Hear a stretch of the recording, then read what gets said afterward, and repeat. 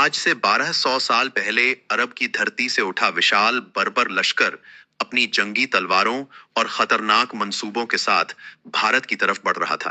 अब तक अरबों के इस भयभीत कर देने वाले लश्कर ने रोम, यूनान और मिस्र की अति प्राचीन सभ्यताओं को मिट्टी के ढेर में तब्दील करते हुए ईरान से होते हुए सामूहिक रूप से सिंध पर हमला बोला। सिंध पर की विजय से हिंद की इस पवित्र धरती पर मंदिरों के विध्वंस का वह दौर शुरू हुआ कि मां भारतीय त्राहि त्राहि कर उठी।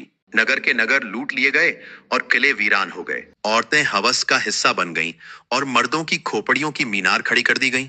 ऐसे ही भयभीत कर देने वाले मंजर को अंजाम देता हुआ अरबों का यह विशाल खूंखार लश्कर गंगा के मैदानों की तरफ बढ़ने लगा कि तभी कन्नौज की रणभूमि से उठे हिंद के महाप्रतापी सम्राट ने आगे बढ़ रही इन अरब सेनाओं पर अपने प्रकोप की ऐसी गाज गिराई कि विश्व विजेता का दंभ भरने वाली अरब सेनाओं के परखच्चे उड़ गए।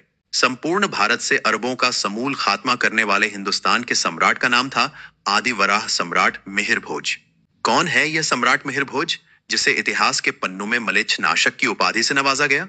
कन्नौज की राजगद्दी से 50 सालों तक हिंदुस्तान पर हुकूमत करने वाले सम्राट मिहिर भोज, जिसने 4 युद्धों में अरब के खलीफा की सेनाओं को चकनाचूर कर दिया।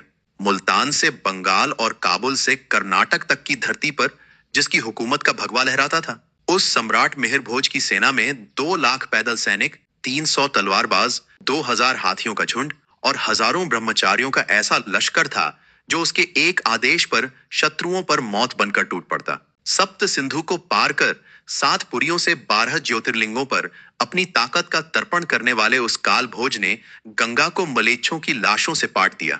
8 साल 58 युद्धों में उसकी सेनाएं बलूचिस्तान के फाटा तक नंगी तलवार लिए घूमने लगी। उज्जैन के रण में अपने शत्रुओं पर गुस्साए हाथियों को खुला छोड़ दिया।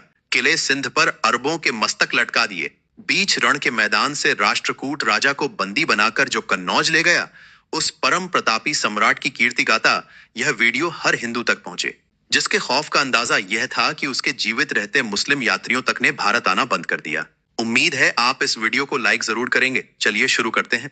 वह साल था ईसा सन 838, चैत्र का महीना था, जब 23 साल का एक बालक मिहिर भोज कन्नौज जैसे छोटे से राज्य की राजगद्दी पर बैठा।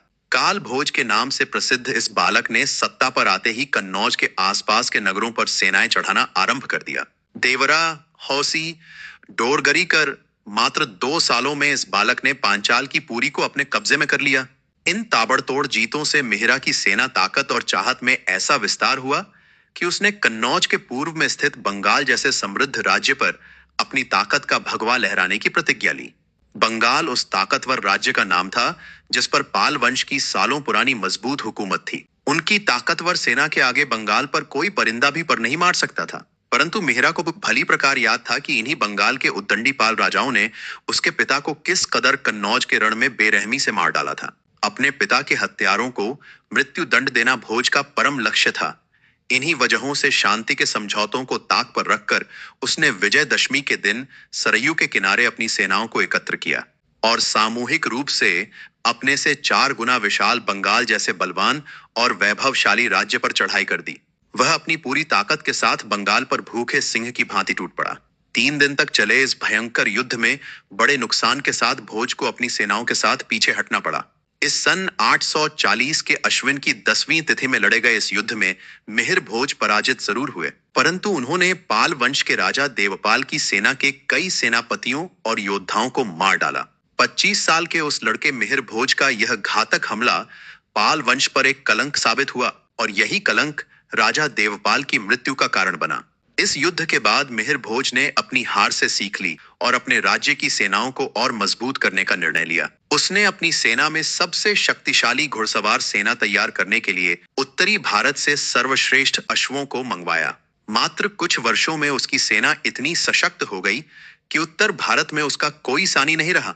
अब उसकी नजर पश्चिम की ओर थी, जहां अरब आक्रमणकारी भारत में घुसने के लिए अवसर की तलाश में थे। इन हमलावरों को रोकने के लिए भोज ने अपनी सेना को तैयार किया और खुद सीमा पर डेरा डाल दिया। जब अरब आक्रमणकारी भारत की भूमि में घुसने की कोशिश कर रहे थे, तब सम्राट भोज ने अपने घुड़सवारों के साथ उन पर धावा बोल दिया। अरब सैनिकों को इस तरह के शक्तिशाली प्रतिरोध की उम्मीद नहीं थी।